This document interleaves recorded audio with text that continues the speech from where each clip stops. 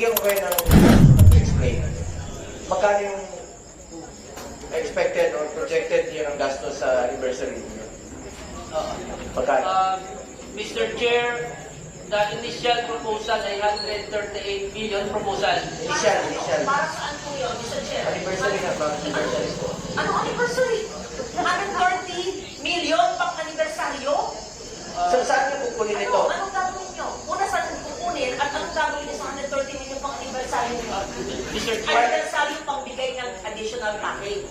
Hindi, anniversary celebration, ma'am. Ang tanong ko lang kung saan niyo kukunin ito. Sa part ba ng working budget ninyo kukunin yung 138? That's criminal. Mr. Chair, ito po ay again proposal pa lang Proposal, yan. kaya nga, kung matutuloy ito, saan board, kukunin? ay kukunin siya sa corporate operating budget. So, part pa rin ng working budget ninyo. Yes, po. Ilang pasyente ang matutulungan yan? Yan, ang pinapag-compute ko sa inyo. Baka naman pang ito na benefit naman na, Mr. Chair, anniversary budget, third year sa sila, 137 million, 138 million.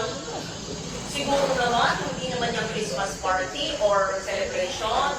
Siguro naman hindi biyahe. Siguro naman hindi pagkain ng mga officers. Siguro, ito ay palaganap ng mga package. Di ba po? Ano ba yung 138 million? Wow. Mr. Chair. Mr. Chair, sorry. Pakisagot lang, no? Yung 138 million, saan gagamitin at saan ang nagaling? Tapos balik sa tanong ko na yung 600 billion at 431 billion, hindi pa rin maliwanag kung pareho ba to o iba po. Mr. Chair, we'll just explain very quickly, just for the purposes of expedite the discussion. What was approved by the board and what was decided in PhilHealth already is the budget for the 30th anniversary was brought down to a few 100,000 pesos only. So maybe we can just to clarify everything. There's nothing, there's no hundreds of millions, there's no millions. So just so that we can continue with the discussion, please. Yun ang tinanong ko kanina, sabi mo, you will explain it later. Yes. So, nauna niyo pong sinagot yung mga tanong ni Senator Liganda kaysa sa mga tanong ko na hindi pa rin nasasagot until now. Pakisagot po na. So just to answer na very quickly, Mr. Chair, we are only planning to spend a few 100,000 pesos for 30th anniversary. Yan lang po, wala pong excessive spending. Ibig sabihin, Just to simplify the discussion. Projected pa lang ito. Actually, may mga proposals, but we just... Hindi pa natutuloy. So good. Thank you for asking that. You're spending a few hundreds of thousands, but we see on the board, it is not consistent with what the CEO is saying. It's 137.7 million. What is this? An invention, a proposal of some brilliant person? Buti na lang, merong nagkontra at may board. Ano ba ito? Gala night? Gala night? And Sports Fest, 32 million and 13 million. Habang ang dami-daming nangangailangan ng healthcare. Anyway, erase na ito. Who's a smart person who did this? Mr. Chair, this was endorsed by a group inside PhilHealth. Sino yung group po? You have to name the group because you have to enlighten that group. Kung hindi po binis-approve ng board ito at hindi kami nanonood sa inyo, walang oversight function ang Senado, ang Congress, you could have because you're a GOCC. We don't watch you every day. Mr. Chair, Sino Madam, po ang brilliant na nagtingin nito? we have an anniversary committee. Sino po ang head ng anniversary committee? Anniversary committee po is headed by